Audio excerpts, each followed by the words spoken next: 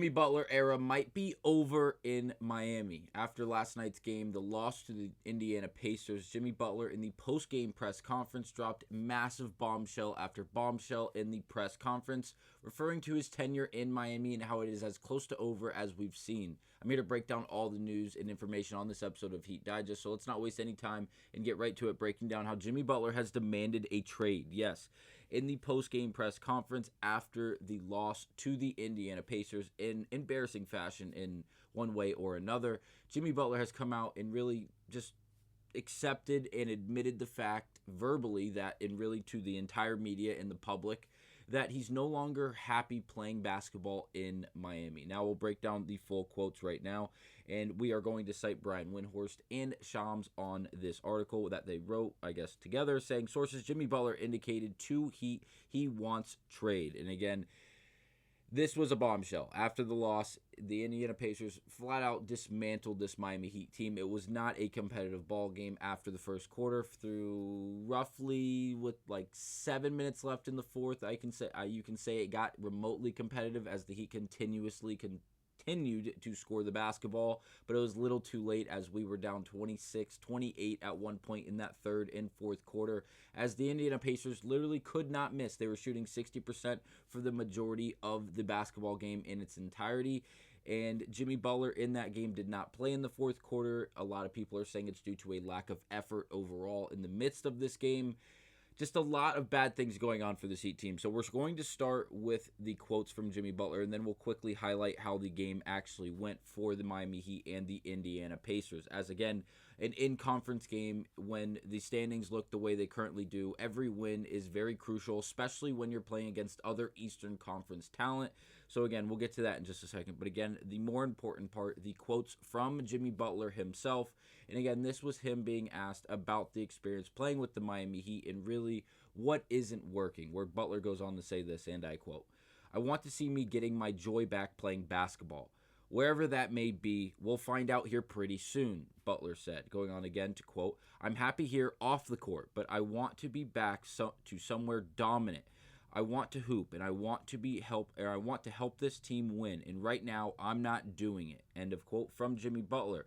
Then it goes on to say, when asked if he can get his joy back on the court with the Heat, Butler responded, and I quote, "Probably not." And again, that is the end of the quote from Jimmy Butler. So it seems like not only does he feel defeated playing with this Miami Heat team, I guess emotionally and a bit physically, as he's not helping them win on the stat side of thing, as last night was another example of that, as he did not do very much offensively in the production side of things, but overall, obviously, the stats have gone down year after year for Jimmy Butler during the regular season, and the idea of him coasting through the regular season has been brought up more and more as the years progress. So could we see that possibly now taking effect on him, as him coasting got to the point where he is not really so much involved in the offensive side of things, and because of that, now he's actually starting to have a gripe with that idea in playing style?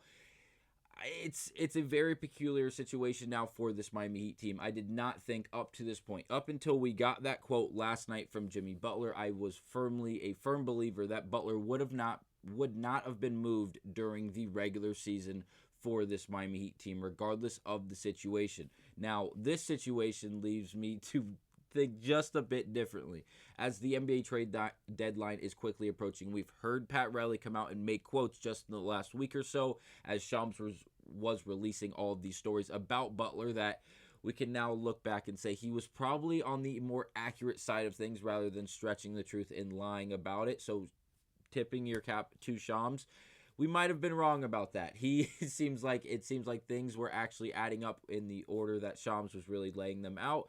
And now because of that, Butler might be on the way out, and it would make sense if the Heat traded him, because as of this article, again, from Windhorst and Shams, it goes on to say teams have been informed that Butler intends to decline the 2025-2026 player option and become a free agent in July, sources said.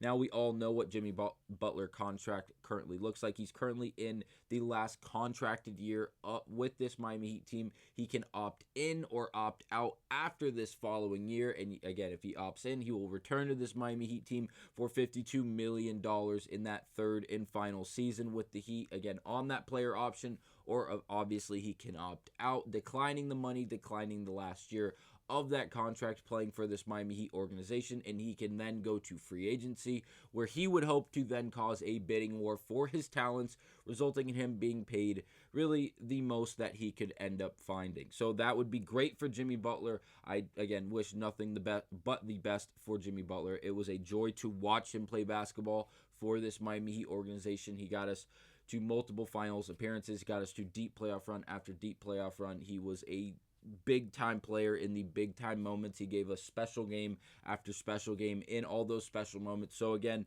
I can't really sit here and say, Jimmy Butler, F you, and I'm mad that you're doing this, and you're disappointing me and the rest of the fan base. Don't get me wrong. I am crushed to see this play out the way it is, because it's going to end with bridges burning, and that just, it should never have to come to this.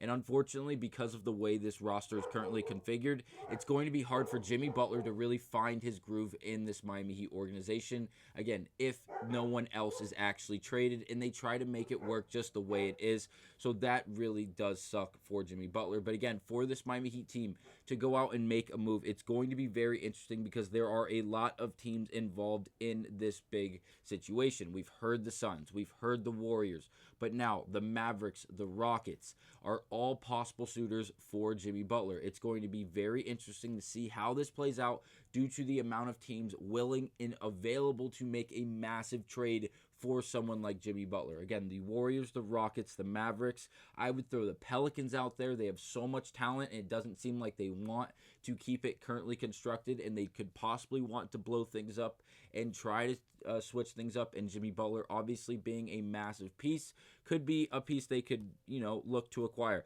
Now, Butler last night in 27 minutes, he did not play the fourth quarter. Spo said it was for specific reasonings. He only shot 6 times, making 3 of them, producing 9 points, 4 assists, and 2 rebounds.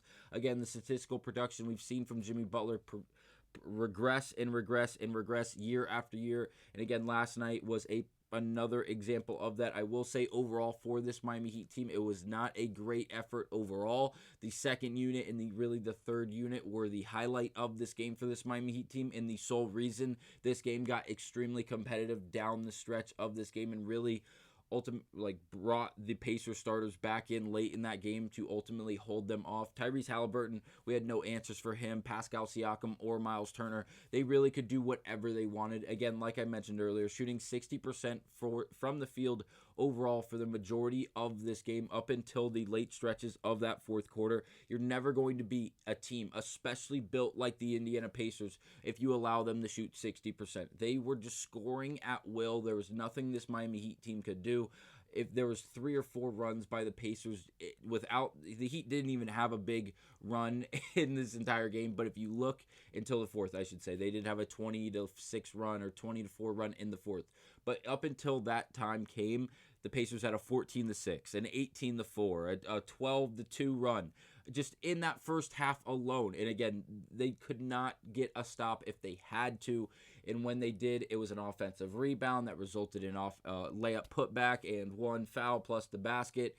It was just a horrible showing for the first 3.5 quarters for this Miami Heat team, and it ended up burning us. We have to highlight a few pieces coming off the bench, the first one being Keyshawn Johnson getting his first legitimate minutes on the NBA stage. He did play very, very well, very aggressive minutes. In 12 minutes, they were played very, very hard. He only shot 2 shots, making both of them, including one of his 3-point attempts, and again, 5.6 rebounds, really good stuff.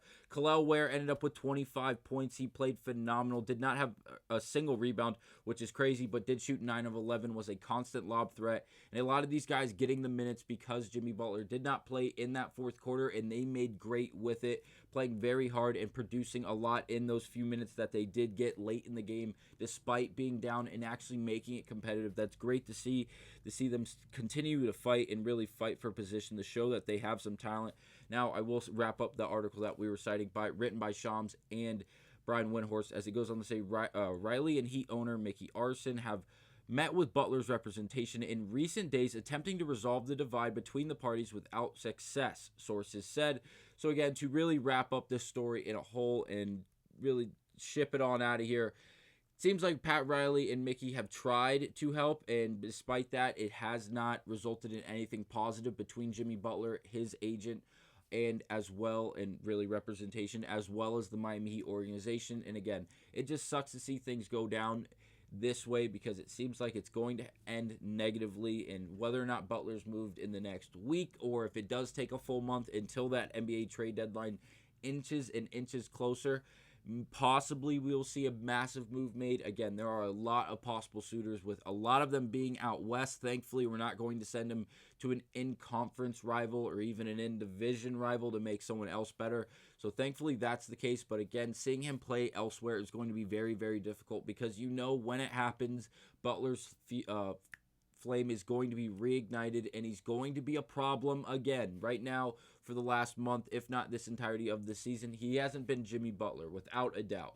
But again, we know it's still there. He wants to be dominant. That was in the quote. He wants to be a force on the floor. And right now, because of Tyler Hero's play and Bam Adebayo's play and everyone else that really as a team is playing together for this Heat team specifically, Jimmy Butler is not in the position to do that. And because of that, he's going to be on the way out. So let me know down in the comments what you guys think about this entire situation and what you guys would want to see happen. And if you could pick where Butler is traded and for what would it look like? I'll see you guys on the next episode of Heat Digest. Thank you guys for watching. See you on the next one.